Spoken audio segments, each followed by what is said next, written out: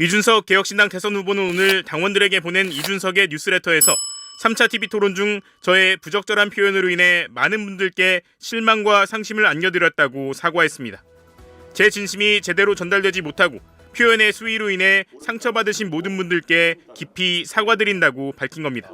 그러면서 이 후보는 모든 책임은 저 이준석에게 있다며 그 어떤 변명도 하지 않겠다고 덧붙였습니다.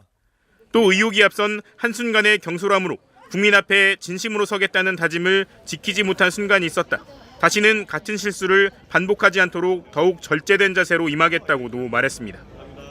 이 후보는 그동안 논란이 된 성폭력 인용 발언에 대해 불편하게 들으신 분들에게는 사과한다면서도 순화한 표현이었고 혐오 표현이 아니었다. 린치를 당한 건 자신이라며 정면 돌파 의지를 밝혀왔지만 당원들에게 보낸 편지에서는 자세를 낮춘 겁니다. 당장 국민들께 공개 사과할 생각은 없냐는 질문이 나왔습니다. 저 당원들에게 사과를 보내셨던데 네. 그 진심은 뭐 이렇게 질문 것 같은데 혹시 국민들에게 사과를 이렇게 공개적으로 하셔서 제가 언론인들께 이 질문 받을 때마다 그 표현이 과했던 부분이 있다면은 저는 거기에 대해 사과하겠다고 지금 이틀 연속으로 얘기해왔습니다. 그렇기 때문에 당원들께 문자와 이메일로 따로 알려드린 것은 당원들은 우리 당의 근간이고 누구보다도 저를 아껴주시는 분들이기 때문에 그분들과 적극적으로 소통하기 위한 의도로 보시면 된다. 이렇게 될 것 같습니다. 내용상으로 크게 달라진 부분은 없습니다. 이 후보는 편지에서 최근에 제 발언으로 인해 혹시 당원들의 마음에 상처가 남진 않을까, 그로 인해 우리의 열정이 꺾인 것은 아닐까 걱정이 된다고도 말했습니다. 해당 논란 이후 개혁신당 게시판에 탈당 의사를 밝힌 글들이 올라오는 등 내부 동요 조짐이 심상치 않다고 보고 다독이려 한 거라는 해석도 나옵니다. 이 후보는 이준석과 개혁신당이 15%를 넘어야 한다며 진심을 다해 다시 한번 고개 숙여 지지를 부탁드린다고 강조했습니다. 오늘자 중앙일보에 게재된 이준석의 여성 혐오성 저질 발언, 제정신인가라는 제목의 사설입니다. 중앙일보는 이 사설에서 이준석 후보의 여성 혐오성 발언을 둘러싼 파문이 커지고 있다며 입에 담기 부끄러울 정도로 저속한 표현을 쓴 게 문제였다. 시청자들로선 귀를 의심할 정도였다고 비판했습니다. 이어 시정자 빼놨을 저속한 표현을 대선 토론에서 꺼내는 건 자제했어야 한다며 최소한의 품위마저 잃은 발언으로 상대를 공격한다면 이 후보가 그간 비판해온 구태 정치인과 다를 게 뭐냐고 질타했습니다. 동아일보도 사설을 통해 여성 신체에 대한 폭력까지 서슴없이 상대 후보를 공격하는 소재로 이용됐다며 아이들 보여주기 부끄러운 원색적 표현까지 등장한 건 도를 넘어도 한참 넘었다고 비판했습니다. 보수 언론들도 이 후보의 발언을 여성 혐오나 성폭력적 표현으로 규정하고 비판에 나선 건데 보수 성향 정치인과 평론가들도 비슷한 평가를 내놓았습니다. 국민의힘 김종혁 전 최고위원은 여성 혐오를 비판하기 위해 여성 혐오를 발언한다는 게 전혀 논리적이지 않다며 이 후보의 발언을 이해할 수 없다고 밝혔습니다. 이준석 후보가 굉장히 논리적인 사람이고 거기에 대해서 비판적인 상대방의 약점을 굉장히 잘 잡아내서 타격하는 분인데 그건 도대체 왜 그랬을까? 뭐 씌웠나? 왜 그랬는지를 잘 모르겠어요. 정치평론가 장성철 씨는 윤 대통령과 이준석 후보의 모습이 겹쳐 보인다는 취지로 비판하며 이 후보의 진정성 있는 사과를 거듭 촉구했습니다. 윤석열 전 대통령은 잘못했다라고 사과를 한 적이 없어요. 그것이 지도자로서 결격사유다라고 우리가 계속 얘기를 하고 있잖아요. 예. 이준석 후보에 대해서 우호적이거나 그거 감싸 안아주는 그러한 기사나 평론가분들은 안 계시더라고요. 많은 국민들이 그렇게 좀 잘못했어, 부적절했어라고 한다면 좀 잘못을 어느 정도 시인을 하고 인정하고 사과하고 반성하는 모습을 보이는 것이 우리가 또 바라는 지도자의 상이 아니냐. 이 후보는 오늘 기자회견에서 원래의 표현을 정제하고 순화해도 한계가 있었다. 그마저도 불편함을 느끼신 분들께 진심으로 사과드린다면서도 제 질문은 단순한 자극이 아니라 단계적 검증이었다며 기존 주장을 굽히지 않았습니다. 마지막 TV 토론회에서 여성 신체에 대한 노골적이고 폭력적인 표현을 언급한 개혁신당 이준석 후보를 향해 끔찍한 언어폭력이라는 비판이 쏟아지는 가운데 모욕감을 준 성폭력 발언이라는 취지의 형사 고발까지 잇따르고 있습니다. 법무법인 찬종의 이병철 변호사는 오늘 새벽 3시쯤 국민신문고를 통해 이 후보를 모욕과 명예훼손, 공직선거법상 후보자 비방죄로 경찰에 고발했다고 밝혔습니다.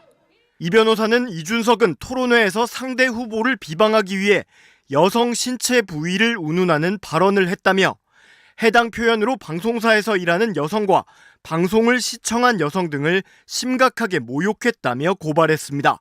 시민단체인 정치하는 엄마들도 이준석 후보가 TV토론에서 성범죄 발언을 자행했다며 2,000명 넘는 시민들과 함께 정보통신망법 위반과 아동복지법 위반 등 혐의로 경찰에 단체 고발한다고 밝혔습니다.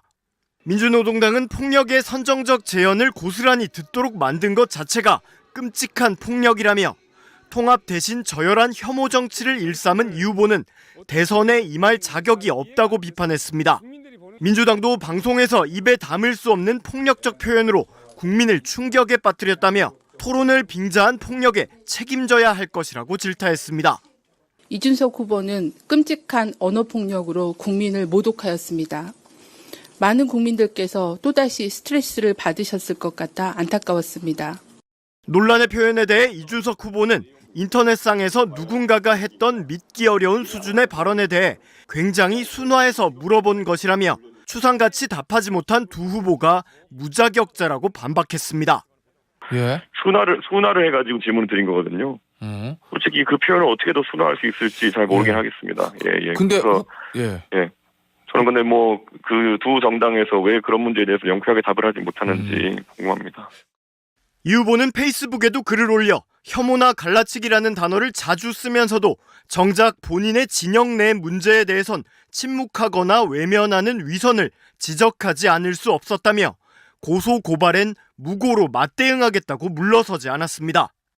또 2017년 대선 쟁점이 됐던 홍준표 후보의 돼지 발정제 발언 논란과 관련해 홍 후보는 부적절한 발언임을 인정하고 사과한 바 있다면서 지도자의 자세란 불편하더라도 국민 앞에서 책임 있는 입장을 밝히는 것이라고 상대 후보들을 비난했습니다. 오늘 이준석 개혁신당 후보는 5시 20분에 기자회견을 지금 또 예고하고 있습니다. 맨날 기자회견만 해 이분은. 기자회견을 예고하고 있고 관련 발언에 대해서 뭐 사과할 것이다라는 보도들이 나오고 있는데 오전에 앞서 보니까 그 개혁신당 당원들한테 메일을 보냈더라고요. 네, 봤어요. 모든 책임은 저 이준석에게 있다. 표현의 수위로 인해서 상처받으신 모든 분들께 깊이 사과드린다. 그 어떤 변명도 하지 않겠다. 지금까지 태도하고는 약간 다른 듯한 메일이었어요. 네, 그런데 제가 이것도 AI에 넣어봤어요. 이거 진짜 사과야? 이렇게. 그랬더니 사과인데 사과 아닌 것 같다는 거예요, AI가. 왜냐하면 지지층 결집과 뭐 그런 의도가 있는 것으로 보이지 사과가 이제 아주 구체적이지 않고 그런 면에서 좀 미흡한 사과다. 약간 반쪽짜리 사과라는 근데 AI가 그렇게 의도까지 파악해서 답을 해줘요? 네, 그 물어봤거든요. 이상한 진짜 사과야? AI 같지 않은데? 왜냐면 사과에 대해서 본인이 틀거리를 제시를 해요. 사과에는 굉장히 구체적인 사과와 명시적인 뭐 대안 같은 게 있어야 되는데 이거는 이런 점에서 부족하고 그래서 제가 와, 진짜 대단한데? 요새 AI하고 뭐 많이 하시네요. 많이 하고 있어요. 혹시 서면을 여러 가지를 그렇게 하고 쓰는 있어요. 거 아니야? AI가 가지고 쓰는 거 아니야? 서면은 아니 제가 넣어봤더니 누가 이길 것 같아라고 했는데 제가 이길 것 같다는 거예요. 그래서 제가 되게 분기탱천해서 했는데 상대방이 되게 꼬리를 내리는 걸 보고 제가 좀 많이 참고하고 있습니다. 하여튼 이준석 후보가 이 메일 쓴 거를 보고 대부분의 보도 내용은 제가 지금 언급해드린 그 사과 부분에 대해서 얘기를 하고 맞습니다. 있는데 사과 부분이 매우 앞달나게 짧게 나오고요. 그 뒤로 수많은 이야기들이 있습니다. 아니 근데 우리한테는 심심한 사과라면서 마치 좀 그 심심하지라는 그 표현에 대해서 조롱하는 듯이 막 행동하더니 당원들한테는요 깊이 사과드린다 이렇게 얘기했어요. 표현이 달라요. 왜 우리한테 하는 사과랑 다를까? 그리고 왜 우리한테는 이런 사과를 안 할까요? 그래서 대답을 해보세요. 질문이에요. 제가요? 네. 아니 뭐 이준석의 빙의 대해서 5시 20분에 기자회견을 한다니까 이 이야기를 이건 딴 한다고 얘기 같은데. 알려져 있으니까 그래서 지금 딴 얘기 같다는 얘기도 있어요. 딴 얘기 같은데. 그렇구나. 지금 뭐 단일화 시도를 그러니까요. 국민의힘 어제 뭐 시도했다라는 걸 김재원 지금 비서실장이 얘기를 한 바가 있잖아요. 네, 오늘 라디오 인터뷰에서. 예. 그리고 뭐 이준석 후보는 그 시간에 뭐 난 유죄하고 있었지 난 아니야 뭐 이렇게 얘기를 했습니다만 기자회견을 또 오늘 오후에 한다니까 뭔가 연결되는 건 아니 아닐까 게다가 싶기도 하고요. 허은하 전 그 개혁신당 당대표도 이 사람은 반드시 단일화를 할 것이다 이런 얘기를 오늘 아침에 했고 예. 더 중요한 게 명태균 씨가 어제 주진우 맞아요. 씨 만나가지고 그 영상도 인터뷰를 했어요. 공개됐더라고요. 예. 네, 그러면서 단일화할 수밖에 없는 거 아니냐 이런 취지로 계속해서 강력히 얘기를 했는데 아니 당신은 어쩌면 그렇게 이준석의 마음을 정확히 아느냐 이제 그런 식으로도 사실 물어봤을 거 아니에요. 예. 그랬더니 그럴 수밖에 없는 사정이 있다. 사정이 이런 있다. 취지로 또 대답을 했다는 거예요. 그래서 그게 이제 바깥으로 드러나 그 부분은 바깥으로 안 드러나고 이제 바깥으로 공개된 부분하고 아닌 부분이 좀 다르긴 한데 어쨌든 중요한 건 이준석 후보가 명태균 씨의 조언을 그냥 허투루 듣지 않는다. 그다음에 명태균 씨가 그냥 아무런 말이나 아무 근거 없이 그냥 하는 것은 아닌 것 같다. 요게 이제 핵심이에요. 그래서 일단 두 사람이 소통하고 있다는 건 지금 알려졌고요. 네, 드러나게 그리고 되고 결국 인정하게 중요한 건 되고. 단일화라고 하는 것에 대해서 아직까지도 마지막 꾀로 마지막 수로 이것을 남겨두고 계속해서 이 시선이 자기에게 쏠리게끔 지금 작전 짜고 있는 거 아니냐 이런 생각이 들어요. 그 명태균 씨가 페이스북에 올렸던 것 중에 세상에서 뭐 가장 아름다운 꽃은 단일화. 무궁화, 단일화 뭐 이런 글이 있었어요. 네.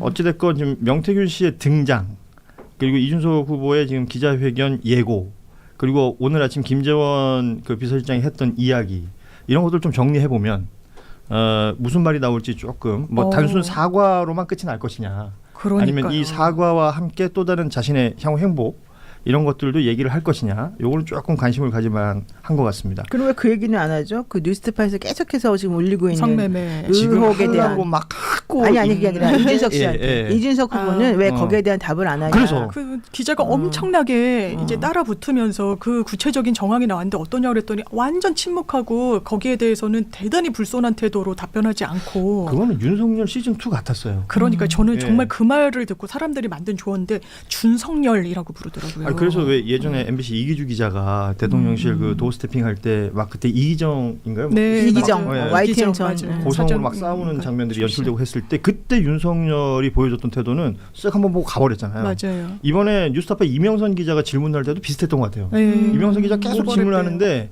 이준석 후보는 쓱 보고 가버리고 보좌진들이 앞에 나와서 막 험한 소리하고 막 그랬었단 말이에요. 맞아요. 이게 입틀막 2가 아니냐라는 얘기들도 나오는 건데 뉴스타파의 지금 이준석 후보 검증 보도는 과거 2013년에 있었던 그 소위 말하는 그 성접대 의혹 관련된 이야기들이 나오고 있습니다. 그 시절에 그 김성진이라는 아이카이스트 대표 지금은 이제 사기죄로 수감 중인데요. 네. 이 사람의 휴대전화 중에 당시 압수가 되지 않았던 하나가 지금 나온 거고 이게 포렌식된 내용을 뉴스타파가 보도를 하고 있는데 아시다시피 그 2021년도에 가로세로 연구소가 이거 의혹 제기하고 그랬었죠. 뭐 그때 뭐 서로 이준석 후보하고 소송하고 막 서로 난리가 났었잖아요. 그러고 나서 이게 유야무야 이렇게 마무리가 됐었단 말이에요. 맞아요. 그 수사도 제대로 진행이 안 됐던 걸로 알려져 있고 그리고 이준석 후보는 당시에 강하게 부인을 했었습니다.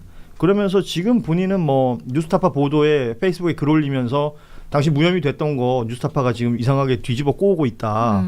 이런 식의 취지로 얘기를 하고 있는데 그래서 그 이후의 수사 상황들 참고용으로 저희가 좀 사실관계를 좀 정리해 보자면 22년 9월에 서울경찰청 반부패 공공범죄 수사대에서 결론 내린 내용 의혹이 제기된 2013년 7월 8월로부터 7년이 경과했기 때문에 공소시효가 만료됐다면서 성접대 의혹은 공소권 없음으로 종결. 그러니까 이게 무혐의가 된 게 아니라는 거죠. 네. 성접대 실체에 대해서 아예 판단을 안 했다라는 겁니다. 그리고 22년 10월에 서울경찰청에서는 이게 무고 혐의 관련해서 이준석 후보와 가세현이 서로가 이제 그 고소를 주고받았던 게 있었습니다. 여기에서는 이준석의 무고 혐의를 기소 의견으로 송치했습니다. 검찰로. 그러니까 이 내용 안에 성접대 정황이 있었다고 판단한 것으로 해석이 된다. 요 내용이 있는 거예요.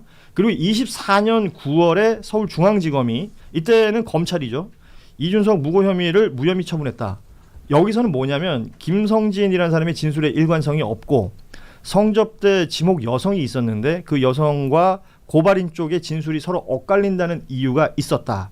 요 내용은 사실관계로 우리가 확인을 할 수 있는 내용들이니까 그 이후 상황에 뭐 자기 유리한 식으로 얘기하는 건 맞아요. 우리가 이제 판단을 해야 될 부분이라고 보는데 지금 이 정도 수준이면 뉴스타파 보도까지 이어지고 있고 이건 다시 들여다볼 수가 있는 겁니까? 기본적으로 무고죄는 지금 계속해서 시효가 남아있지 않습니까? 예, 그러니까 당연히 할 수 있을 것 같고요. 그때 변호사분들도 이 이준석 씨에 대해서 무고죄로 서로 간에 또 공방이 있었어요. 그렇죠. 그냥 가세현만 한 게 아니라. 근데 그거 아직까지 해결 안 됐다고 계속해서 그분이 주장하고 있고 이제 더 중요한 거는 이거 같아요. 이 이준석의 성접대와 관련해서 공소시효는 지나갔다고 주장을 했지만 실질적으로 성접대와 관련된 지금 뉴스타파의 수사 기사가 계속해서 나오고 보도, 있는 중이잖아요. 보도가. 근데 그때 당시에 이 이준석 씨에게 투자를 엄청나게 많이 했던 김모 씨 30억 원이 넘는 예, 돈을 예. 투자했던 그 당시 대전 쪽에서 나이트클럽 운영했던 뭐 그런 사람이 있었대요. 클럽을 가장 크게 하셨던 분이라고 하고 그 장부를 쓰셨던 분. 그렇죠. 예. 근데 그분이 돌아가셨다는 거예요. 예. 이준석 씨 때문에.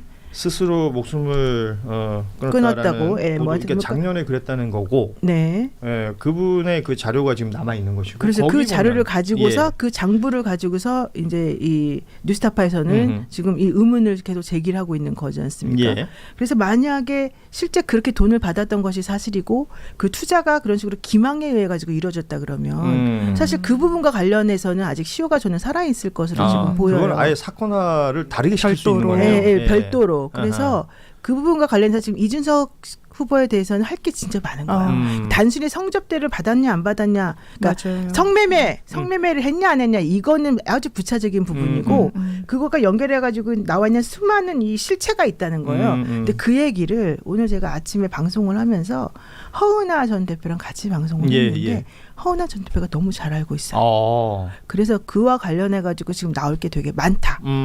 이 얘기를 해줬어요.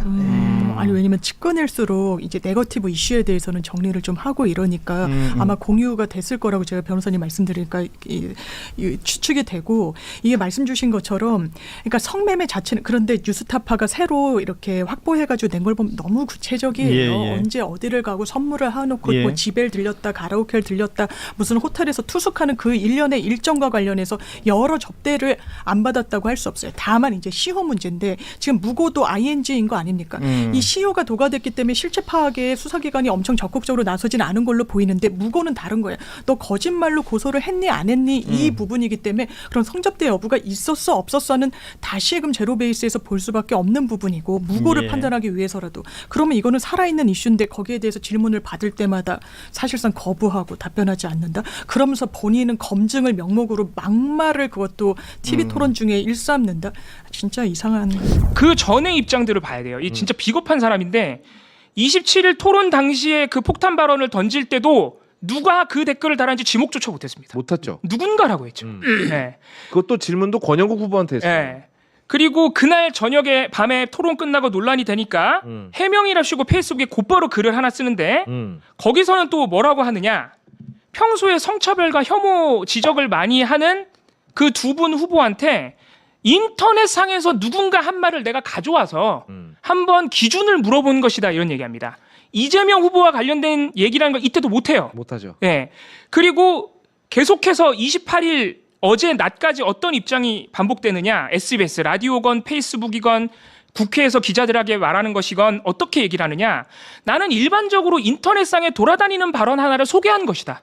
그 발언을 소개해서 민주노동당이나 이재명 후보의 성폭력 기준을 물어본 거야. 심지어 급기야는 국회에서는 기자가 그래서 물어봐요. 당신이 자꾸 뭔가 출처가 있는 것처럼 얘기해서 이재명 후보 아들에 관련된 논란을 뒤져봐도 그런 댓글이 없다. 출처가 뭐냐 물어보니까 급기야 본인이 명확하게 내가 이재명 후보 아들이 쓴 댓글이라고 한 적이 없다. 이런 얘기까지 하는 이러더니 어제 낮 1시에 여의도 유세에서 갑자기 말이 바뀌어요. 제가 볼 땐 그때부터 뭔가 보좌관한테 말을 들었거나 그렇지. 아니면 뭐 다른 유튜브를 봤거나 한 것 같아요. 네. 그날 어제 오후 1시부터 갑자기 입장이 바뀌어가지고 정확한 근거가 있다. 취재도 된 거다. 이재명 후보도 인정한 바다. 2021년에. 이재명 후보 아들이 한 게 맞다라는 식으로 어제 오후부터 갑자기 말이 바뀝니다. 많이 바뀌죠. 근데 그것도 네. 틀린 거였죠. 그렇죠. 지금 사실관계를 따져보면은 네. 뭐 다 아시겠지만은 공소장의 범죄 일람표에 나와 있는 그 댓글마저도 이준석 후보가 그대로 옮긴 성폭력적 발언과 다릅니다. 달라요. 그러니까 이준석 후보가 한 그 재현한 그 댓글은 사실 그 어디에도 없어요. 없죠. 네. 그래서 거기에 대한 입장이 또 나왔어요. 언제 또 나왔어요? 이거에 대해서 이제 민주당에서 애초에 그 댓글은 남성에 관한 그러니까 그 욕설의 대상이 그렇죠, 남성이었는데 이걸 여자로 바꿔서 당신이 창작한 거 아니냐라고 하니까 아주 기가 막힌 변명을 했는데 내가 이걸 듣고도 뭔 말인지 이해가 안 가가지고 해당 내용은 남성을 대상으로 여성을 대상으로도 익힐 수 있다.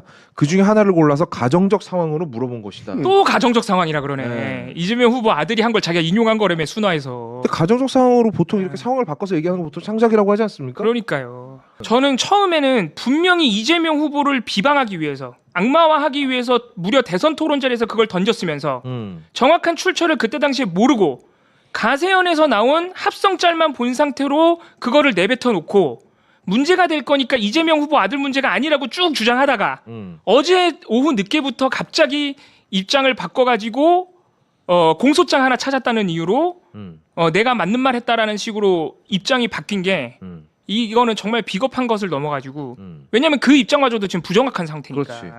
사실 지금까지 얘기 나온 것들을 제가 이렇게 쭉 달라진 이야기들 하면서 이렇게 쭉 이렇게 표로 만들었다가 사진까지 넣고 현타가 와가지고 제가 안 꺼냈어요. 여러분들한테 이걸 보여줌사까지 이건 하나하나 막 이렇게 얘기했는데 이건 아니었고 저렇게 했는데 저건 아니고 뭐 이런 건 아직은 확인은 안 됐고 이 얘기를 해주면 뭐하지? 이게 팩트 체크인가? 그러니까요. 네. 이건 팩트 체크가 아니거든요.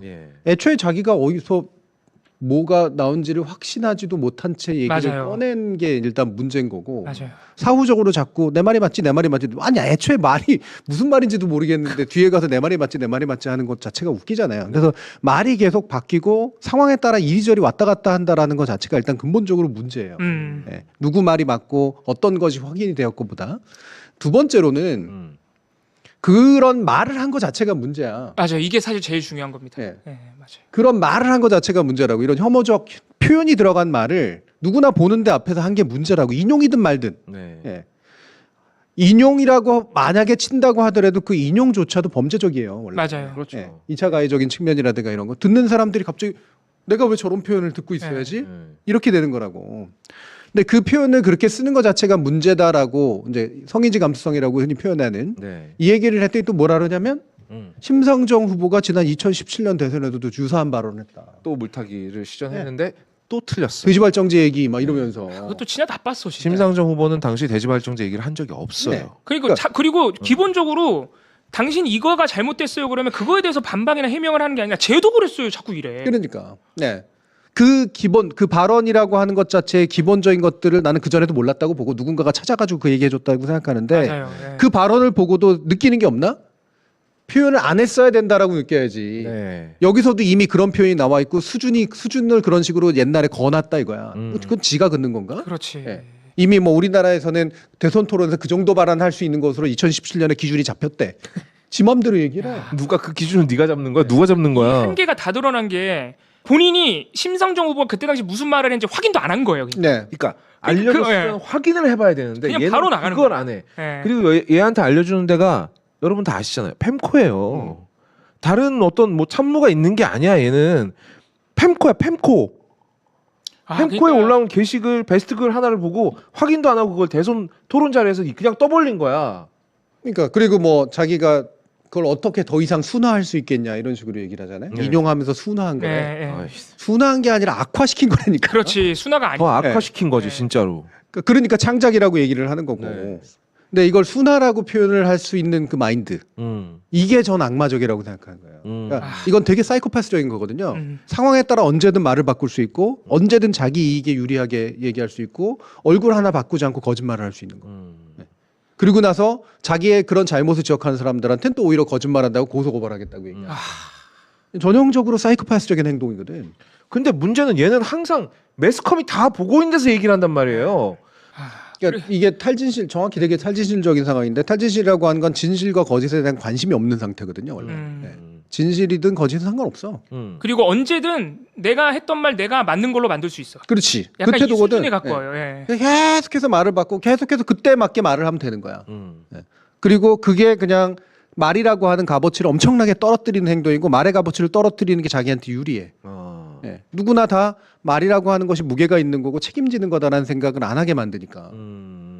그래서 저는 그 언론 보도도 되게 이번에 되게 기이하다고 느낀 게 지금도 오늘 그 황당한 기자회견도 기계적 중립으로 보도하고 있어요. 대부분의 언론들이. 진짜 한겨레 경향 이런 진짜 소수 매체가 아니고서야. 그러니까 지금 이게 너무 화제가 돼가지고 이준석 후보가 어제 오전부터 이 폭탄 발언, 이 범죄적 발언에 대해서 한 해명이나 반박이 영상도 많아요. 그러니까 조금만 찾아보면 이 사람이 어제 오전부터 오늘 기자회견까지 말을 바꿔왔구나. 처음에는 누군지 지목도 못하고 이재명 후보와 관련된 논란이 아닌 것처럼 얘기하다가 어제 저녁부터 갑자기 이 태도가 바뀌었구나. 이거를 충분히 알 수 있거든요. 그런데 그거를 지적하는 기사도 찾기가 어려워요. 언론 보도 네. 찾아보실 필요도 없지만 저도 일부러 그냥 저는 찾아봤거든요. 그러니까 팩트 체크가 필요한 영역과 그럼 그걸 하고 있나? 그다음에 정말 근본적인 문제를 지적하고 있나 언론이? 이제 이걸 했을 때 거의 대다수가 안 그래. 네. 그리고 제대로 된 그 사실 확인도 못 해요. 네. 요즘 이런 게 돌아다니는 데야 거의. 맞아요. 예. 그러니까 이 짧은 시간에 이거는 빨리 글은 써야겠고 어디까지 팩트 체크를 해야 될지 잘 모르겠으니까 그냥 내보내는 거야. 아니 그러면 언론이 나중에 이준석처럼 돼버릴 수 있잖아요. 스스로가 이미 그러고 있는 거예요. 그러니까 기사가 계속 논조가 바뀌고 말이 네. 바뀌잖아 이러면. 그러고 나니까 뭘 하냐면 제일 편한 방법이 말 그대로 따옴표거든. 맞아요. 그냥 얘가 쓰는 이랬고 거예요. 제가 이랬다. 네. 그게 책임도 회피하기 제일 좋고. 어차피 공정하게 다 실어줬으니까. 그러니까 이준석이 저러는 거야. 이준석 개혁신당 대통령 후보의 극혐 발언과 관련해 가지고 국민소송단을 모집하자라고 긴급 제안을 이병철 변호사께서 하셨는데요. 어제 저녁까지 10,000명 정도가 직접 소송단에 참여하겠다라고 하면서 이병철 변호사님의 휴대폰을 아예 번호를 공개했는데요. 많은 분들이 댓글로 이렇게 주고 계신데요. 저도 소송하고 싶습니다. 저도 소송하고 싶습니다. 저도 소송단 참여하고 싶어요. 소송에 참여하려면 어떻게 해야 되는지 일단 구글 폼 준비한 거 먼저 한번 띄워서 네네. 잠깐만 우리 조성은 작가 설명을 좀 해주시면 좋겠는데요. 자, 한번 띄워 주시겠습니까? 자, 이거를 조금 더 확대를 해 주시면 어떨까 합니다. 제 얼굴은 좀 없애도 되겠습니다. 저 얼굴 빼고 네. 저 부분들은 이제 이준석 대국민 성폭력 망언 응징을 위해서 이제 국민 공동 손해배상 청구 소송의 내용이고요. 네. 이 저 발언 전문에 대해서 제가 아예 게재를 해놨습니다. 자꾸 자기가 이상한 소리를 하길래 아예 본인이 발언했던 내용을 전부 이제 저기에 올려놨고요. 유튜브에서 발언했던 걸 다 지금 올려놓은 다 상태고. 저기 직접 올려놨습니다. 이준석 후보와 이제 권영국 후보의 발언 전부까지 이제 저기 게재가 되어 있고요. 예. 아마 이거 보시는 분들은 아마 더 화가 나셔서 적극적으로 참여를 하고 싶으실 그러면 저렇게 겁니다. 들어가려면 어떻게 지금 본인이 뛰어 들어가야 됩니까? 네. 이렇게 해서 제가 이 링크를 보내드렸습니다. 링크를 네. 지금 링크를 지금 어디 띄웠습니까? 우리 제작진한테 좀 여쭤보겠습니다. 링크를 댓글에 고정해 주시면 좋을 것 같아요. 댓글에 고정이 가능한지는 제가 모르겠습니다.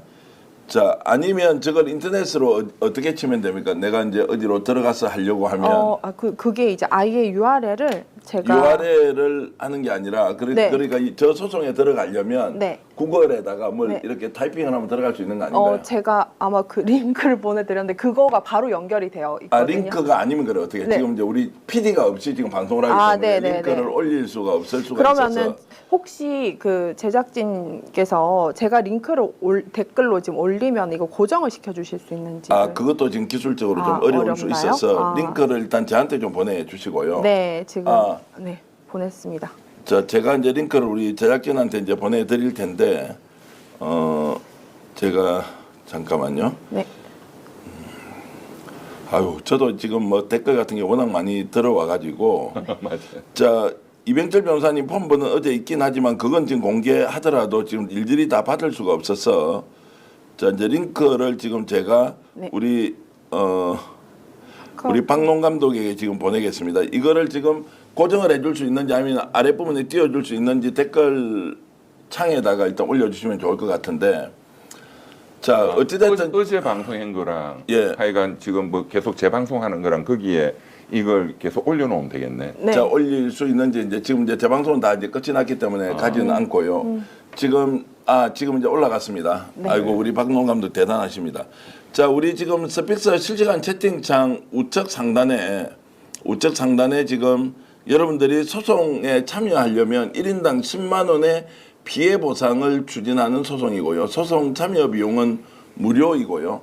이걸 지금 이병철 변호사님이 주도해서 민사소송을 제기하려고 하는데요. 자, 이제 이런 부분 어저께 전화번호로 신청했던 분은 카카오나 전화로 한 10,000분 정도 왔다는 생각이 드는데 그렇게 해서는 일일이 직계해서 그분들도 지금 여기 구글에 지금 들어가서 본인 이름 이런 거를 좀 해주시면 우리가 훨씬 빨리 그래요? 업무하는 게 훨씬 빠릅니다. 그렇죠. 왜냐하면 이거 같은 경우에는 바로 이제 엑셀 파일로 해서 파일링이 되는데. 그런데 이중으로 이렇게 중복이 되는 경우는 없나요?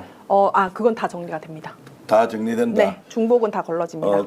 알겠습니다. 그러면 지금도 시간 여유가 있어서 여기 올려놓은 저희들이 이제 우측 상단에 구글 이런 양식에 들어가셔서 하면은 여러분들이 이제 소송 참여자로 피해에 대해서 10만 원의 배상 청구를 하는 겁니다. 이제 이런 것인데, 자, 이게 어떤 의미로 그러면은 국민들이 소송단으로 참여해서 피해 배상을 요구할 수 있습니까? 일단 피해 보상이죠.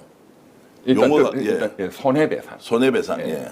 불법 행위에 기한 손해배상 청구권. 예. 그러니까 이준석 망언이 불법 행위다. 예.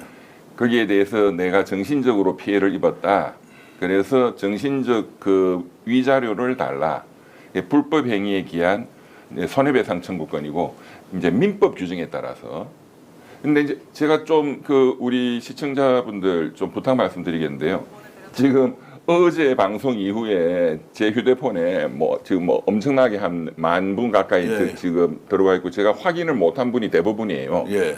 또 이제 그 회신 문자도 하루에 500통밖에 안 날아가기 때문에 그래서 어제 저한테 문자를 보내신 분들도 이 방송을 보시면 그 구글에 들어가서 본인 이름이나 이 주소 이런 거를 넣어주시면 우리가 일하는 게 거의 1000배가 빨라집니다. 맞습니다. 알겠습니다. 그러니까 우리 지금 실시간 채팅창 우측 상단에 지금 여러분들이 들어가서 국민소송단 참여할 수 있는 이제 이거 양측이 다 나와 있으니까 여기에 이제 첫 제출까지 해주시면 되는 거고요. 네, 지금 저한테 이제 문자로 보내주신 분들은 제가 또는 우리 직원이 일일이 그거를 다 또 성함하고 이걸 쳐야 되는데, 지금 구글로 들어와서 입력해 주시면 그게 자동으로 그냥 다 분류가 되거든요. 맞습니다. 상당수의 시청자들이 승소하면 만약에 10만 원을 받게 된다.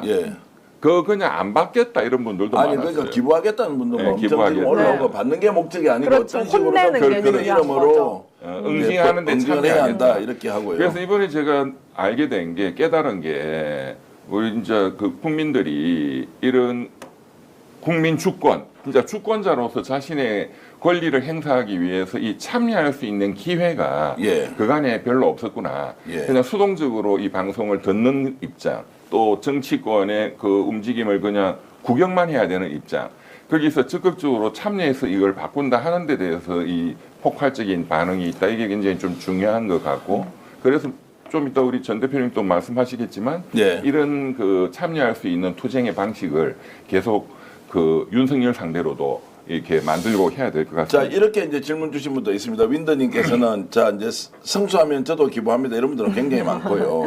제출했습니다. 참여했습니다. 기부하겠습니다. 승소가 목적입니다. 기부 좋다. 후원합니다. 이렇게 주고 계신데, 실제 이게 소송을 하면 이길 수 있는 소송이냐 아니냐에 대해서 좀 답변을 좀 해주시죠. 이거는 제가 이제 판사들하고도 여러 명하고 상의를 했어요. 이제 현재 판사하고 있는 친구들도 있고, 또 이제 판사하다가 로펌에 나온, 특히 이제 민사상 손해배상 사건 이 재판을 서울중앙지법에서 많이 했던 판사들 10명 중에 금액이 얼마나 오르는 걸지는 각자 의견이 좀 다르지만 이거 진다 하는 사람은 한 명도 없습니다. 이런 사건을 법원이 승소 안 시켜주면 승소시켜줄 손해배상 사건이 없다 이거죠. 그 다음에 이제는 좀 공부를 이제 하시는 차원에서 대법원 판례 중에 굉장히 유명한 판례가 있거든요. 노무현 대통령 관련된. 그것도 역시 이제 정신적 위자료에 대한 손해배상 청구 소송이었는데, 그 내용이 노 대통령님이 이제 서거하시고 나서 그 연세대학교로 제 기억하는데 어느 교수님이 불법 행위를 한 거예요. 막말을 한 거예요. 그분이 수업 시간에 또 시험 문제로 학생들한테 노무현 대통령의 그 서거 사건을 굉장히 조롱하는 식의 그런 내용의 발언을 하고, 또 그런 내용으로 시험 문제도 내고, 이제 이게 문제가 돼가지고 손해배상 소송이 들어갔는데, 이 사건에서 대법원이 이것 때문에 정신적으로 그런 모욕 감정, 이 모욕 당했다 이거죠. 우리 지금 어제 지금 모든 지금 국민들이 이준석 망언 때문에 이 모욕 당했다는 거잖아요. 맞습니다. 그것도 역시 모욕 감정이었거든요. 그 모욕 감정의 침해가 인정이 된다. 특히 그 유가족분들 한테는 뭐 수백만 원씩 손해배상하라 하는, 그게 굉장히 대한민국에서 획기적인 판결이었어요. 이 모욕당한 사람에 대한 권리를 인정한 그 판례를 이제 바로 적용할 수 있고 미국 같으면 이런 소송은 수천억짜리 소송이 들어옵니다. 그 정치인한테. 그러니까 미국은 우리하고 이제 좀 제도가 다르죠. 징벌적 손해배상이라 해서 엄청나게 그냥 법원이 때려버리는데 우리는 이제 그거는 현재 제도가 없기 때문에 안 하더라도 그래서 금액은 제가 10만 원을 한 게 가장 적게 생각해서 한 거예요. 보통은 한 1인당 100만 원 이렇게 해서 좀 법원이 그 밑에 수준에서 근데 10만 원은 제가 거의 최소 금액 기준으로 한 겁니다. 이 정도에 대해서 우리가 한번 생각해 보시면 우리 조 작가님 또 여성분이니까 또 그 입었던 그 정신적인 충격과 모욕 정말 구토가 올라가는 지금도 그게 10만 원밖에 안 될까요? 그러니까 판사님들도 그런 상식에 기초해서 금액을 정하거든요. 참여하는 게 지금 숫자로 지금 확인이 될 수 있습니다. 제가 컴퓨터에다가 서버에다가 해가지고 그게 그쪽으로 바로 정리가 되게. 그러니까 지금은 이제 휴대폰으로는 확인이 어렵다. 자 이렇게 이제 폭발적 반응이 나오는 것에 대해서는 지금 조성은 작가는 어떻게 보세요? 일단 아까 이제 말씀을 주셨던 내용들 중에서 정말 끔찍했다. 그리고 이 내용에 대해서는 사실 누구나 어떤 발언에 대해서 실수는 할 수 있죠. 그렇지만 그 발언을 실수한 것을 인정하고 정중하게 국민 앞에 사과를 했었으면은 이렇게까지 분노의 감정이 오늘까지 이르지 않았을 겁니다. 그리고 또 하나는 이제까지 이준석 후보가 그날 한마디의 실수니까 그것이 아니라 그동안에 했었던 이제 어떻게 보면 이준석의 증오, 혐오, 조롱의 발언들이 누적되어서 이미 많이 화가 나 있던 국민이 있었는데 심지어는 그 마지막 가장 중요했던 그 대선 후보 토론회에서 그런 대국민 앞에서 그렇게 성적인 거의 성폭력 묘사에 가까운 그런 발언들을 직접적으로 했기 때문에 그리고 오늘까지도 오늘 제가 오는 날까지도 막 그게 사실이었다고 하면서 오히려 자신에 대한 어떤 뭐 고발이나 이런 것들을 반성하지 못하고 이제 오히려 막 무고로 막고발을 한다라고 이렇게 대대적으로 이제 약간 뻔뻔한 행태를 하고 있기 때문에 아마도 이 지금도 굉장히 이제 분노에 우리 시청자분께서 이제 참여를 하고 계신데 그런 감정 때문이 아닐까라는 생각을 합니다. 야, 근데 참 대한민국 시청자 여러분 정말 대단하신데요. 오늘 저희들이 방송을 하면서 말미에 뭐 말씀을 좀 드리려고 했는데 여러분들이 벌써 지금 댓글로 계속 올려주고 계신데 어떤 댓글이냐면요. 내란 사건 소송 왜 안 하느냐. 그거 오늘 내란 사건 저희 준비를 하고 있습니다. 스카이와이님께서는 스카이와이님께서 내란 사건 소송도 해주세요라고 했고 위에도 내란 사건 소송을 하자라고 했는데 있는 그대로 말씀드리겠습니다. 어제 오전에 이 일은 이병철 변호사께서 직접 저한테 연락을 해서 이거 지금 국민들의 이번 피해가 너무 크니까 경제적으로 뭔가 피해를 주지 않으면 경제적으로 피해 보상을 받지 않으면 이런 일이 정치권에서 건들대기가 어렵다. 그러면 이게 법과 제도로서 무조건 정치권에서 제명시키고 하는 것으로 부족하고 국민의 이름으로 소송을 걸어서 이런 문제를 완전히 건드려야 되는 거 아니냐라고 했는데 저희들은 언론이니까 공간은 제공할 수 있는데 주도적으로 하시는 거는 변호사님이 하시면은 일단 우리가 토론을 하고 반응을 한번 보겠습니다라고 했습니다. 그런데 어제 이제 10,000명 이상의 폭발적인 참여가 있었는데 오늘 아침에 제가 성함을 말씀드리겠습니다. 인터뷰 보신 분들도 많이 계실 텐데 인사조직연구소 최동석 소장님과 통화를 하면서 이준석에 대해서 이렇게 손해배상 소송을 할 게 아니고 윤석열 김건희에 대한 소송을 제기해야 하는데 이걸 법률적으로 좀 알아보고 정말로 국민의 이름으로 입었던 피해, 불법 사실에 대해서 소송 제기를 통해서 경제적으로 본인이 져야 할 책임을 다 지도록 하는 것이 오히려 유사한 또는 다음에 재발이 될 가능성을 원천적으로 막는 유일한 길일 수도 있다라고 최동석 인사조직연구소장님이 말씀을 주셔서 방송 전에 제가 이병철 변호사님과 조성은 작가에도 이제 공유를 했는데 자 여러분들은 이거를 와 이렇게 지금 댓글이 그렇게 지금 댓글이 올라오고 있습니다. 이것만 하지 말고 이렇게 하고요. 그리고 구글 폼 다른 커뮤니티에 공유해도 될까요? 당연합니다. 충분히 공유를 다 하십시오. 이런 이제 소송 제기하니까 돈을 얼마 받는 것은 그 다음의 문제고 소송 비용 여러분들이 내는 게 아니지만 이런 걸 통해서 이제는 국민 주권의 시대에 국민이 직접 그 잘못 행위를 한 사람에게 자 그러면 피해 보상 받자라는 방식으로 그러면 정치권에 나설 필요도 없지 않습니까? 맞습니다. 그렇게 이제 보고 있는 겁니다. 이제 이렇게 하면 정치권은 더 열심히 하겠죠. 국민들이 무서워가지고. 그런데 이제 지금 어차피 지금 그 댓글이 막 올라오고 있으니까 그 윤석열, 김건희 그 일당에 대해서 이제 그 비상계엄 내란 그것만 갖고도 이런 공동불법 행위의 기한 똑같습니다. 정신적 위자료, 손해배상 청구 소송을 지금 이제 당연히 할 수 있고 뭐 승소 가능성은 100%죠. 왜? 일단 불법 행위가 되느냐? 그거는 헌법재판소가 이미 판결이 나와 있잖아요. 그래서 파면까지 시켰지 않습니까?